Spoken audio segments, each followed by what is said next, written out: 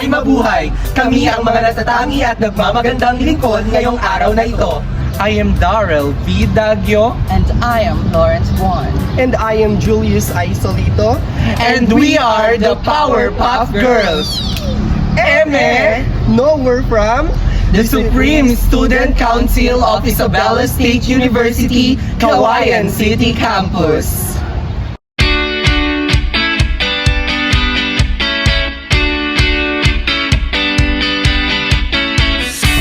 Alam niyo ba na ang buwan ng Nobyembre ay ang buwan upang gunitain ang National Environmental Awareness Month under the Republic Act 9212 upang hikayatin ang mga paaralan at mga organisasyon upang maglungsad ng mga makakalikasang aktibidades. Nagkakaisa ang mga ahensya tulad ng Department of Education, Commission on Higher Education and Department of Environment and Natural Resources upang ipatupad ang mga batas na ito.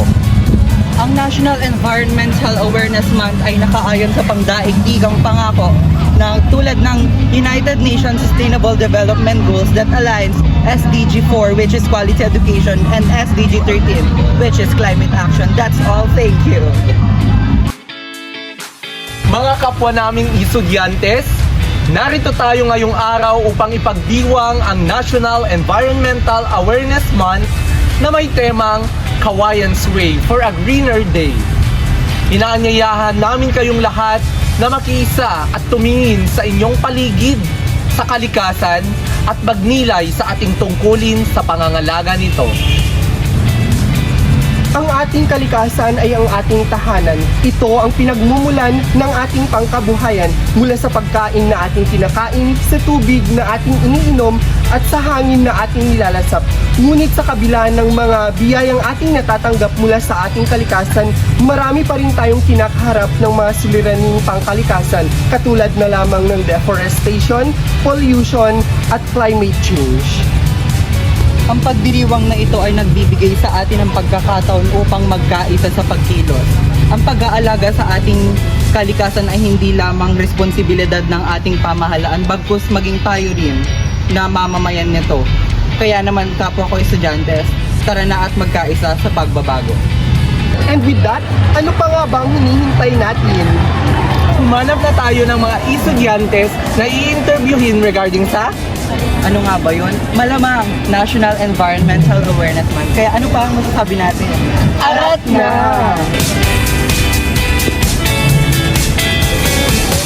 Hello, hi, mabuhay, welcome back. It's me, Julius. So, hahanap na naman tayo ngayon ng mai-interview dito sa School of Arts and Sciences. And may mga estudyante, katulad nito si Kuya. Hello po. Hello po. Anong name niyo po? I am Ernie Gutierrez po. So, may mga few questions lang po kami with regards sa sineselebrate natin ngayong November, which is the National Environmental Awareness Month. So, tatanungin ko lang, pag narinig mo ang salitang environmental awareness, ano yung pumapasok sa isip mo? Kapag naririnig ko ang word na environmental awareness, ang first na naaalala ko dun is itong month of November.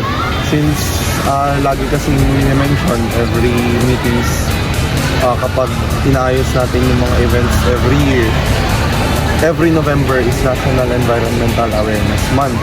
And another thing na lagi kong napapansin at naririnig kapag may yung sa word na National Environmental Awareness is yung preservation ng environment natin as well as yung pagpopromote ng environmental programs and policies natin. Di ba? Pang Mr. Pasok ang sagutan niya. So, is a manifestation na very well aware ang ating interviewee. So, next question. Magbigay ka ng mga environmental issues na kinakaharap natin ngayon, ngayong kasalukuyan. Environmental issues na kinakaharap natin ngayon here sa school, let's focus here muna sa school, is yung kalat natin talaga. Actually, hindi siya environmental issue, kundi isa siyang cause of an environmental issue. Kung hindi naman nagkakaroon ng kalat, then hindi sana magkakaroon ng environmental issues such as yung flooding natin, ganon. And going up, lalabas tayo ng campus, ang isa sa mga environmental issues natin nakikita is yung connected pa rin sa kalat, which is yung segregation naman natin. Well, present and lagi natin nakikita ang MRFs, pero hindi natin nakikita yung segregation doon sa mismong MRFs. And that causes yung blockage natin sa mga drainages, mga ganyan.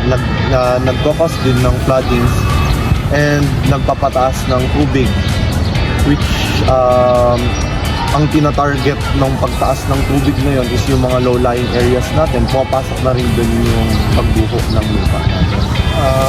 Diba, sad reality. Pero given the fact na these environmental issues is manifested here in our campus, so as an ISU1 or estudyante, ano yung mga hakbang na iyong gagawin para malutas ang environmental issue na ito? Well, first and foremost, ang una natin gagawin sa paglutas naman ng isang problema is to identify the problem. And that first step is present naman na dahil alam na natin yung problema, and we'll proceed on the next step, which is inform natin yung tao about sa problem para makuha natin yung insights ng tao at makapag-devise tayo ng plan para masolusyonan yung problemang yon. And next step dyan is to promulgate that policy. Gawin na natin kung ano yung naisip natin solusyon. And most important dyan is yung susunod na step, which is yung monitoring. Ipagpapatuloy natin kung ano man yung solution na naisip natin sa problem yun. Okay, thank you. That was very well-informative answer. Thank you po. Hi guys, I'm back. It's me again, Darrell. So, hahanap tayo ng ating may interview for today's video. Okay. So ate, ngayong month kasi sinaselebrate natin ang National Environmental Awareness Week. Ngayon, tatanungin kita ng isang environmental issue na very rampant nowadays. Pag narinig mo yung word na climate change, ano yung unang pumapasok sa isip mo? For me po, climate change is all about the changes of our calamities, yung mga kinakaharap po natin na issues like yung typhoon recently, we've just been affected by different typhoons. Therefore, there are a lot of coping mechanisms na mayapan natin. Oh, kaya nyo yun? Pang Miss Universe ang atake, te! Of course, sa mga nasabi mong mga unfortunate calamities na nangyari sa atin, paano mo mako-cope up or paano mo mapaghahandaan yung mga calamities na yun? As we I've encouraged everyone to focus on empowering resilience and launch an eco-friendly initiatives like drives and of course to support environmental policies. Oh, hindi nyo kaya yun. Bigay ang corona. Thank you so much. Thank you for your cooperation. Bye. So, hi everyone, I'm back. It's Elle. So, we're here at Ramon Magsaysay Building. So, ate, pwede po ba kayo na-interview about ano po sa environmental awareness? So, ano po ang pumapasok sa kaisipan nyo kapag naririnig nyo ang environmental issue? Environmental awareness? Like bagyo po. Like yung nakaraan po na bagyo sunod-sunod po yun. Madami pong nasirang puno at nababaha po tayo. Yes, thank you po. And yun nga po, nakapagbigay na po kayo ng environmental issues na kinakaharap natin ngayon. Ano po sa tingin nyo ang pwede nating magawa?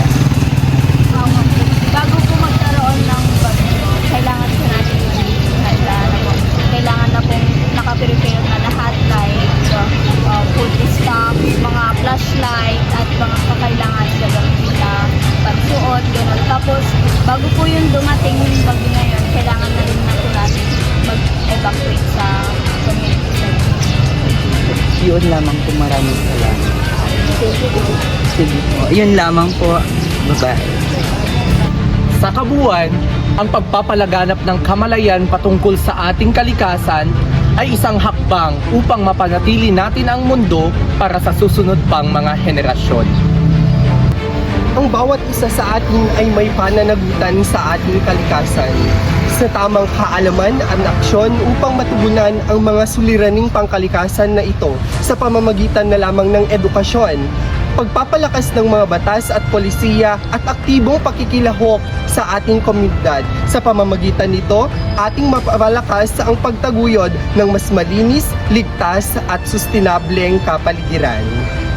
Ang responsableng pamumuhay at pagtutok sa isyu ng kalikasan ay hindi lamang tungkulin, kundi moral at obligasyon ng bawat isa sa atin upang maprotektahan ang ating daigdig at mapanatili ang ating ecosystem.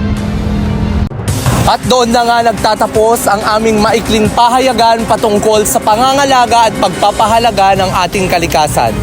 Ika nga ni Miss Earth 2017 Karen Ibasco, our micro effort will have a macro effect to save our home, our planet, and I thank you. Ayan, koronahan na yan. So we hope na nag-enjoy kayo sa aming munting pahayagan at nakapagbigay aral sa aming mga kapwa estudyantes na maging isang modelo, pangalagaan ng ating inang kalikasan at makiisa sa pagbabago. Kaya naman, sabay-sabay nating isigaw mula sa Isabela State University, Cauayan City Campus ang Cauayan's Way for a Greener Day! Kada hakbang sa lupa'y para akong inaalon at nalulunod sa batikos ng mundo sa kung ano lang